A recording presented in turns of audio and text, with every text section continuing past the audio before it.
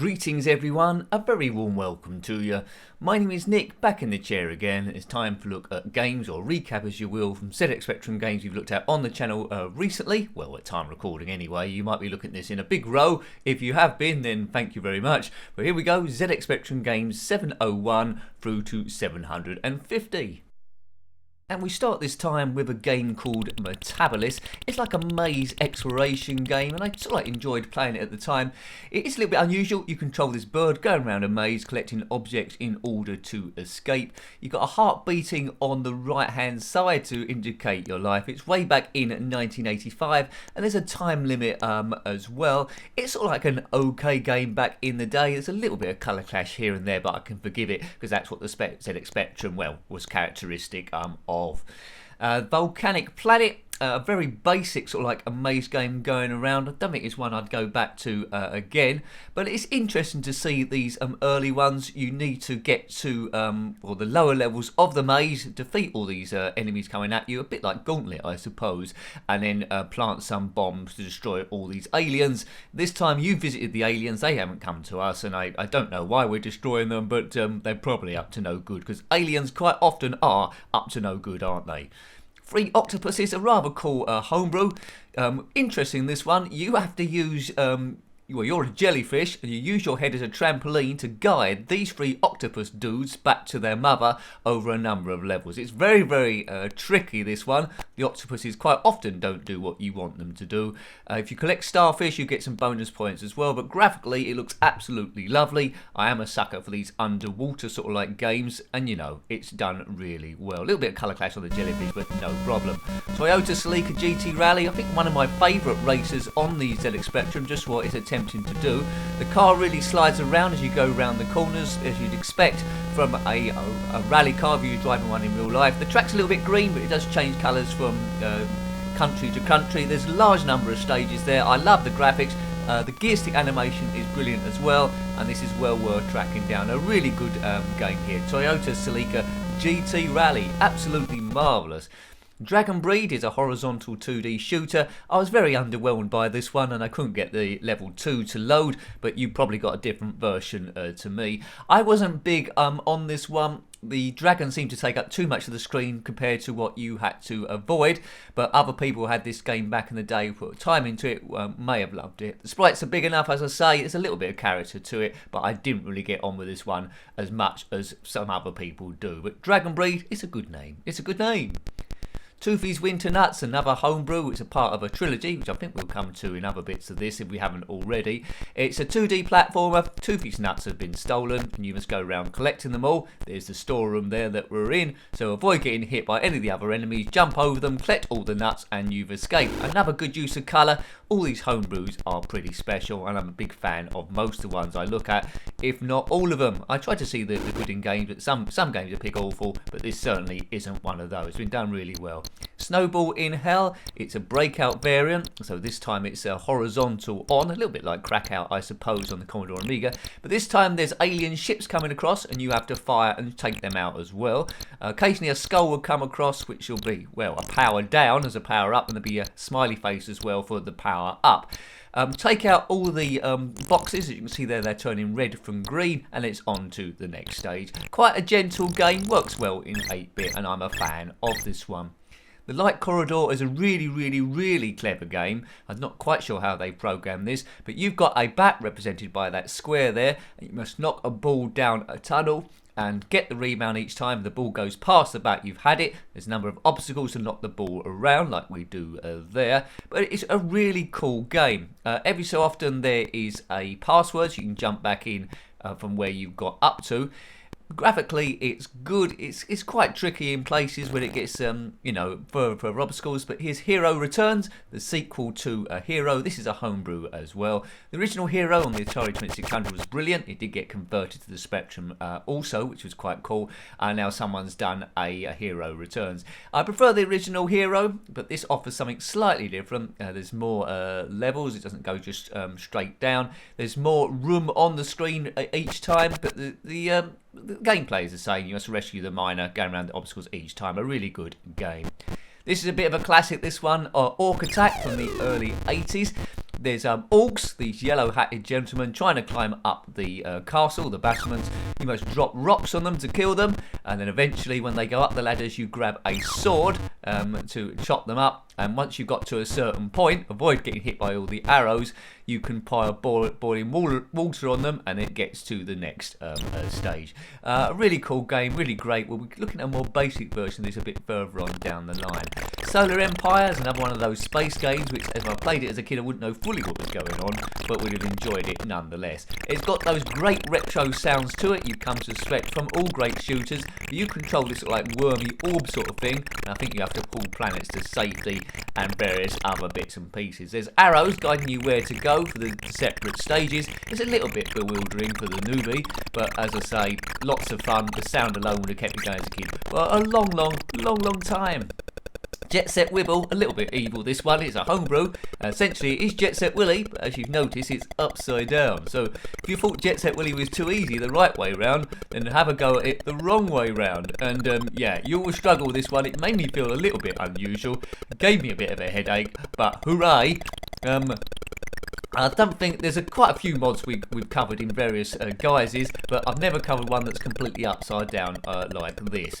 Have a go at it. Jet Set Wibble, wibble away. THANATOS, a big classic back in the day. Look at the size of that dragon you control. You're in a mystical land. You can fly. You can pick up a soldier or woman to fly the dragon, and by breathing fire you can get through this castle gate here. It's quite a tricky game, but I really enjoyed it. It's really been done. I've got a lot of originality on this one. It's by Jarrell Software, who did Scuba Dive as well. They did a number of good games, and this one is very popular indeed. A lovely game, THANATOS.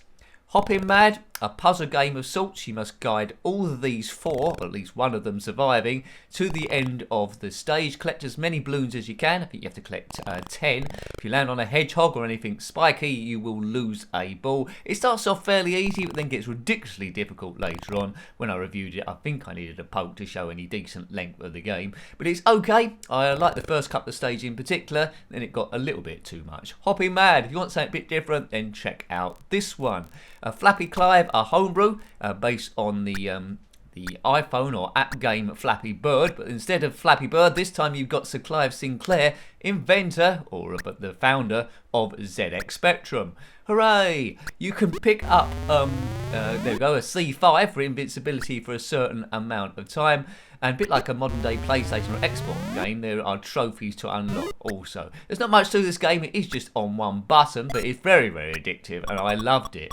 ATIC Jump Challenge. Quite a lot of people liked this one back in the day, but playing it now as an adult, I found it extremely frustrating. You control Eddie Kid, who must jump over a number of obstacles, starting off on a BMX bike. I found the BMX bike bit really easy. Then after that, you go to a motorbike to jump stuff, and I find it impossible to land anything. You need to get to the right speed, lean in the air backward and forward. But if you've got the knack of it, what to do, then I suppose there might be a bit of addictivity to it, but I found it annoying. E.T. I meant to review the official release of E.T., but I think this was a type-in instead, but it's equally as bad. It plays in a similar way, and it's probably best to play the type-in in the actual game, because you probably wouldn't have had to pay for it. But I hated this game. It was so annoying. It was very repetitive. It started off in English, then went into Spanish for some reason. I'm not sure why that happened, but crazy. Do not play E.T. at all. Whenever you see E.T. on the box, don't play it. Toofy in Fanland, this was the first of the Toofy games. Quite a novel gameplay thing. It's upside down a little bit sometimes, like, well, not quite like Jet Set Wibble, but by going on these fans, you control the direction that Toofy falls in. Again, his nuts have been stolen, he must go and collect them. I can't think of any other games quite like this one. It's really special, so check this one out. Toofy in Fanland. Hooray, good old Toofy, whatever creature he may be. I still don't know what he is. MOONTORC, we're in a fantasy land. Looks a bit like a homebrew, but it isn't. It is a release from back in the day. Awesome graphics on this one. You must collect objects and spend them in the shop for like upgrades and collect keys to unlock doors. Graphically, it's absolutely brilliant. it plays sort of like okay, but I think there's better players out there. It might be a little bit When Things Explode, like Exelon from Houston Consultants, but a cool game to look at. I would definitely say track this one down, but the playability for me could have been a bit better. Superman Man of Steel, this is by Tynesoft, renowned for their awful games, but this one is better than a lot of theirs, but it's not particularly good. It suffers because it's not travelling very fast. When you've got Superman, he's quicker than a speeding bullet. In here, he's slower than a concussed slug. Some people would have liked this one. The levels are a bit too long to be exciting, but graphically it looks okay. It's just a bit of a, boring game to play, really. Superman. ATOMICAT, a homebrew, all a bit red, so if you don't like seeing big patches of red, you might struggle with this one. You control a cat over this platform game. It's divided into certain sections where your time is running out, represented by the heart there on the bottom left. As soon as you get to bases like this, you get on the cat bit, and then it's the next level. It's on 99, then we go to the next bit. Increasing difficulty of obstacles. I found this game really, really addictive, and I really love playing this game. Definitely one to have a look at. Siege, come out the same year as ATAC, we've looked at, but a lot more basic. You control this stick man at the top, firing these magenta balls up to stop these guys from scaling at the top of the battlements or this wall. If they get to the top, then it's game over. Created by Mike Singleton. A nice game. I would go for ATAC first, but this one is nice to see as well. The guys just keep going up and up and up. It's not divided into separate levels like ATAC is. It's just continuous and goes on forever. SEAHAWK, unusual this game because it is a 2D shooter, horizontal scroller, but it's flip screen, and normally with a 2D scroller you want it to be a scroller, but I think because the graphics were so good it would have been impossible for them to do that. The craft can do a loop to loop, but it is very, very tricky when you go into the next screen because there might be something already on top of you. It's a nice game graphically, but I think it would have frustrated me back in the day because it was just too darn difficult with the flip screen. Jetpack RX, it's a reskin of the original Jetpack from Ultimate Play the Game. This one's by Alan Turvey, or High Rise as he goes by. He's improved some of the sounds here, some of the graphics. You can see there's a particle effect when the ship is landing. If you're a fan of Jetpack, this is good. There was an option there to redefine the keys, which the original Jetpack didn't have, which I always loved Jetpack, but I found the controls awkward. So he did a good job here of putting different keys in. Really special, really like it. Secret Diary of Adrian Mole, age 13 and 3/4, based on the book by Sue Townsend, of course. Always struggle when I review a text-based game, that's why I don't do too many of them. But this is better than a lot of them. You must guide Adrian Mole throughout the year in his quest to become an intellectual, and he does follow the storyline of the books quite well. It gives you options what to do as you pursue your girlfriend Pandora, or potential girlfriend, and avoid the school bully Barry Kent. Wild West Seymour is probably Codemaster's second best character besides Dizzy. This could so easily be a Dizzy game. I don't know why they went for the Wild West Seymour thing. There's quite a few Seymour games for us to look at, which we will do, but the puzzles is as you expect from a typical Dizzy game. You probably need a guide to get through them. Some of them are quite easily solvable. Bit of colour clash, but I'll let that go completely. It fits with the genre okay. Seymour is quite a big guy. Yes. Another puzzle game for you. Homebrew again. Put 3 items of the same thing in a row and they will vanish either horizontally or vertically. And if you run out of screen room, it's you're gone. So it's pretty much like a Tetris variant, but this one is better than most. Can't do diagonal lines, which is unfortunate there, but very, very addictive once you start playing. You have to get 3 shapes in a row, but if you get 4, all 4 will vanish anyway. Also, for like bonus points, all how OPUS attack. AQUASQUAD, it's an inertia game, but I found the inertia a little bit heavy to be enjoyable. You can't deny graphically it's good, and some people would have got a lot of enjoyment from this thing. I always play the game as a newbie would do on your first and second go to see would you have played it again. I think I might have played it every now and again, but I wouldn't have played it a great deal because I just wouldn't have been good at it straight away, so I wouldn't have got too far. But it's okay from what I can see of it, but not one of my favourite games, that is for sure. That's AQUASQUAD. Spooked, very annoying this game. I think if you stand still, the ghost will leave you alone. But I was fed up, I kept getting knocked about. The guy jumps a huge distance. It rather reminds me a little bit how it moves as Underworld, but you must collect items, put them in the cauldron to increase your firepower, and at the end of the day escape the castle. You're an unofficial Ghostbuster, so it must have been influenced by the film Ghostbusters, but they didn't want to call it Ghostbusters, so instead it's called Spooked. Now we get into some Christmas games. We got reviewed after, well, as we're going through Christmas. Santos XMAS Adventure. This is great. The music is fantastic on it, and you control this Santos character and must collect items to assemble a Christmas dinner and also presents as well. It's got a bit of comedy to it. It's a bit of a dry sense of humour, I suppose. It's a really good game. I think you could play it outside Christmas also. Look, you just found a turkey, but yeah, you don't like the turkey. It's taste is hunger protein.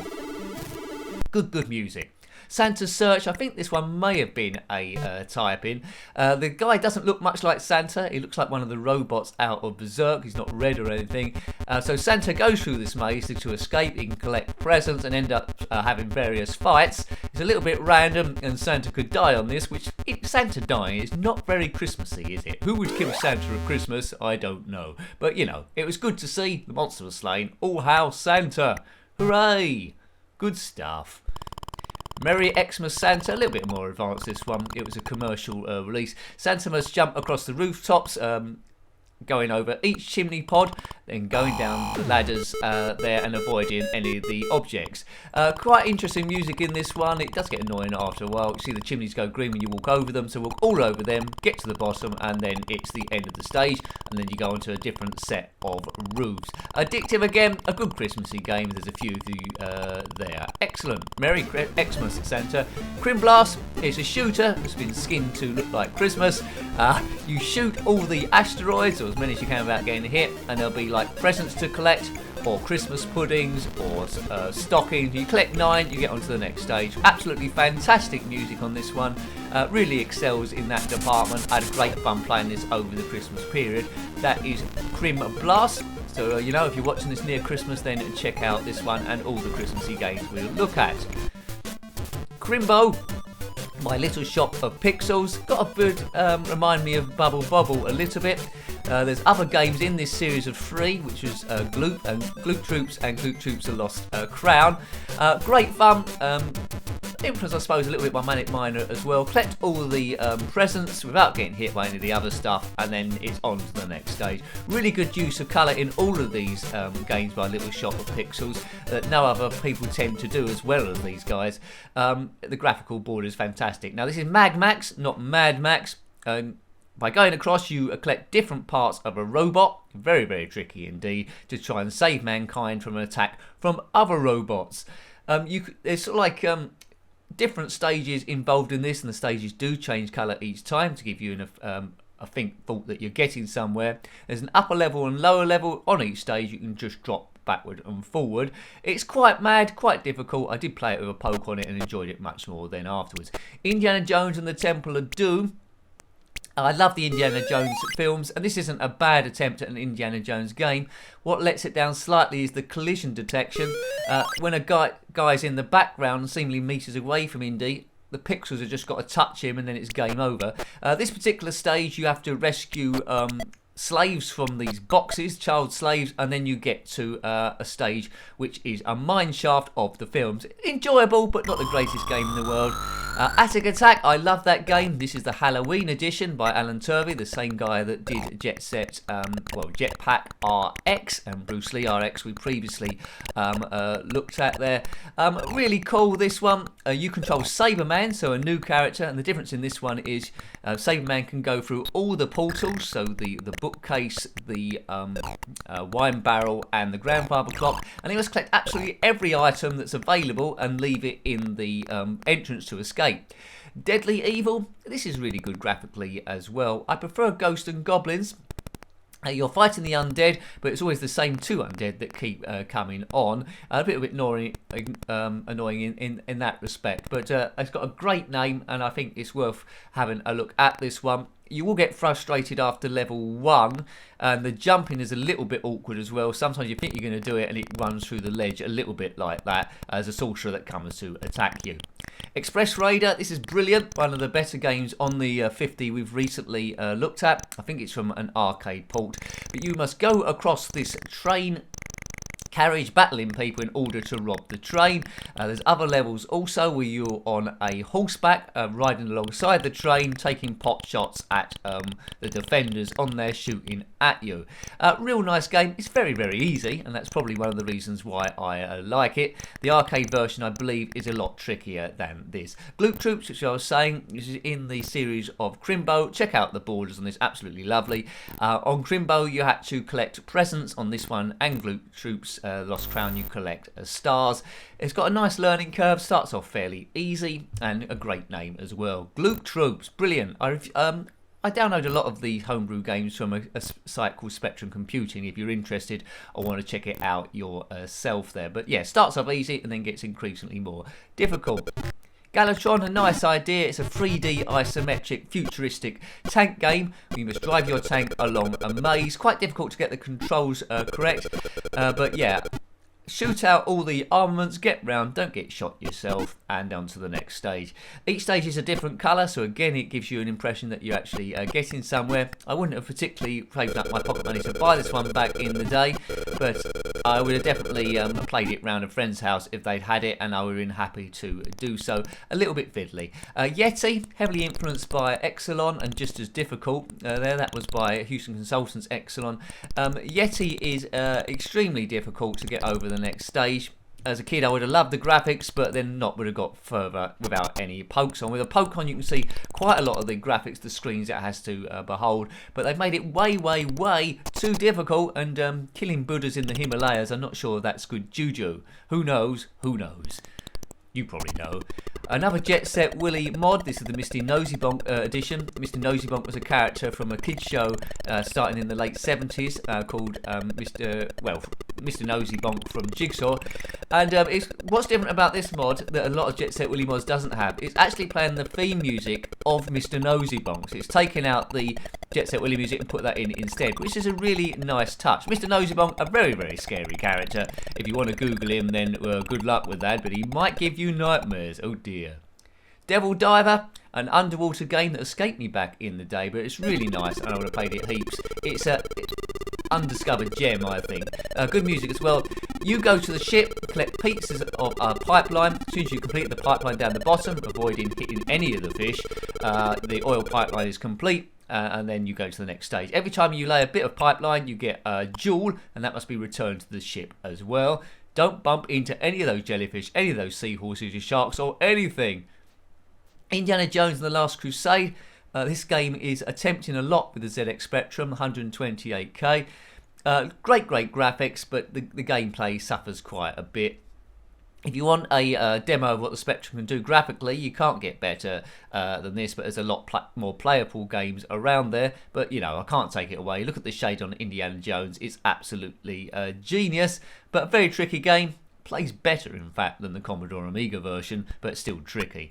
MIRE, a homebrew, a game that wasn't released back in the day. You control Saberman. The original MIRE was supposed to be the sequel to Pentagram in the Saberman series. This is an approximation by Luca Bordoni of what the game would have been based on rumours, and he's done a good job, really. It looks very ultimately, got great music at the start, and you could be fooled for thinking it did come out in the day. Saberman must collect 3 coins, chuck them down a volcano to escape or break a curse. Tintin on the Moon, based on the character by Hergé in 1929. Tintin must go to the moon with Captain Haddock. I don't know why he's going to the moon. It's a space section and a platform section. Avoid Colonel Jorgen.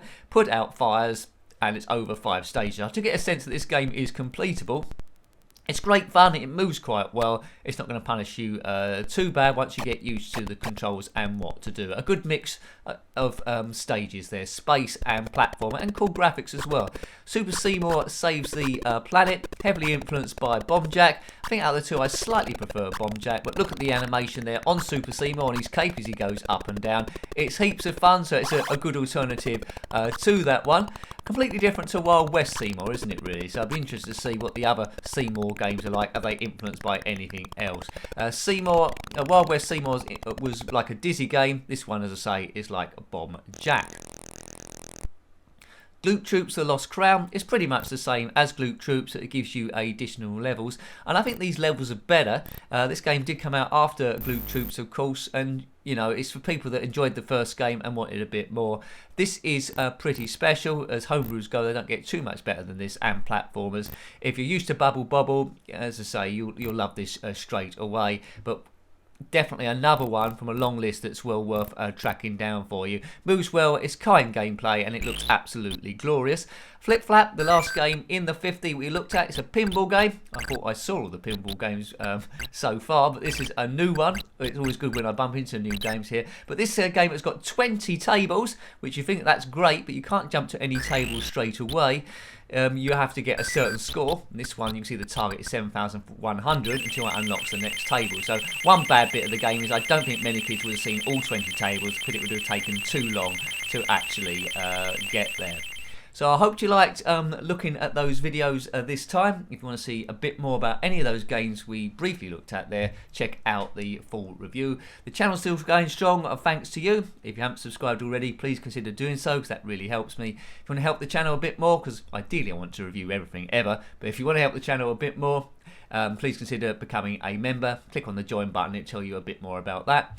Although all the videos will always be free, it gives you access to the members section. So thank you once again. Here's to the next chapter a bit later down the line. Until next time, take great care of yourself and a very fond goodbye. Goodbye.